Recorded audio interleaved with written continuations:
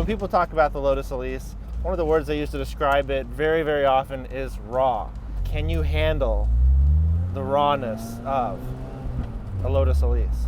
This is a question that you should actually take fairly seriously.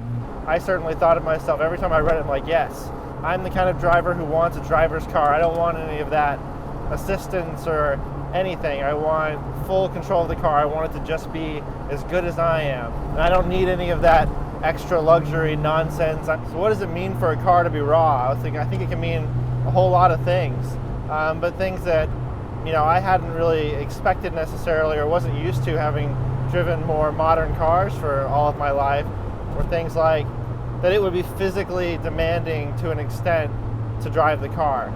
It's not overly demanding by any means, but it does take some strength, some exertion, and a lot of concentration to really drive one of these well. To drive a car with no power steering, you really have to turn the car. To get in and out of this car is a bit of an exercise. So it's always pushing on you a little bit. It's never quite, you walk up to the car after a long day at work and just hop in and drive home. You get to the car, you unlock it, and then you have to yoga yourself into the vehicle. And that's not something that really anybody else is going to have to do for almost any other modern car. There's really no squeezing yourself into the vehicle or having to turn yourself into an origami duck or something like that. I mean, you will be the only person in the car park who is having to lift one leg in, fall inside, then grab the other leg and then pull it inside the car. To me, that is definitely part of the fun, and it reminds you that you're in something special, because as soon as you sit down, you are greeted by this amazing cockpit and this low seating position that it feels special every single time. It feels like you're sitting into an arcade game. I mean, what can I say? You get to drive a race car every day if you want to. The best that you could imagine as far as what it would be like when you're a kid to have a race car instead of a regular car and drive that to work, drive it across the country. All of that is really fulfilled by the Elise. And so it's raw. You feel everything. The thing is magnified. You will understand roads in a way that you've never understood a road before. You think the roads are maybe pretty good where you live. After driving the Elise, you may have a very different opinion on that. It's a modern car, but when you get inside, you smell aluminum and leather and a little bit of gasoline. In a modern car, unless something has gone terribly wrong, you don't smell gasoline. How raw is the Elise? Well, if you drive over a penny, you can tell what year it was made. If you run over a bug, you can tell what it had for lunch and how many legs it has and what its lunch had for lunch.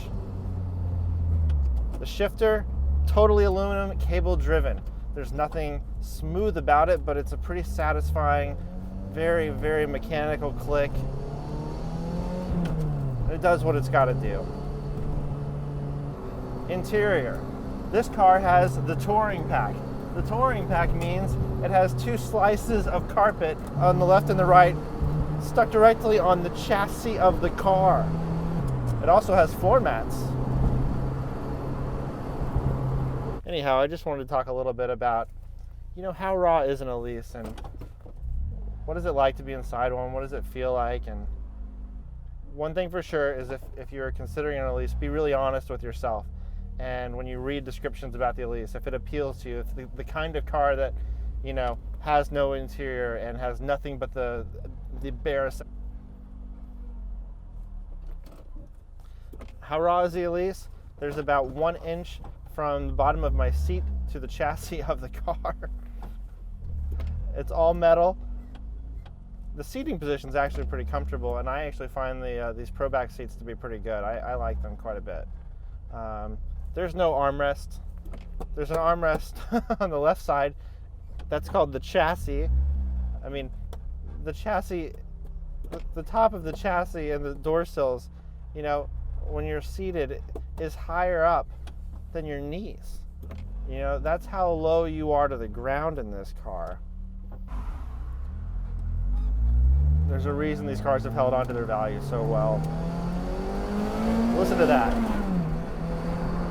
The shift light. I mean, when I was a kid and you looked at cars, like, you had to buy an aftermarket shift light to add to it, and it was really just kind of for fun. This car actually needs it, because once you hit that second cam, it's pulling you along so fast that it's hard to read the tach. And so you need the light to be like, hey, it's time to shift now. I'm not sure what could be more raw and be a car. I think a motorcycle could be more raw than this, but there are probably a number of bikes that are quite a bit more comfortable. This is just harder to fall off. Anyhow, thank you all for watching. I can't believe we are almost up to 100 subscribers, and I'm about to start a series of videos where I interview other Lotus owners. And so if you own a Lotus of any kind, an Elise, an Elan, an Esprit, an older Elan, I'd love to talk to somebody who owns a Europa. Please like and comment down below. I've been really happy with the great discussions that we've had in the comments. And please subscribe, because I am making videos at least once a week, and more than that, as much as possible. I really want to engage with you all and really create the best Lotus channel on YouTube. That is my goal. And so the more active and engaged you are, the more you share these videos, the more time I'm able to spend on them, the more money I can spend on making them better.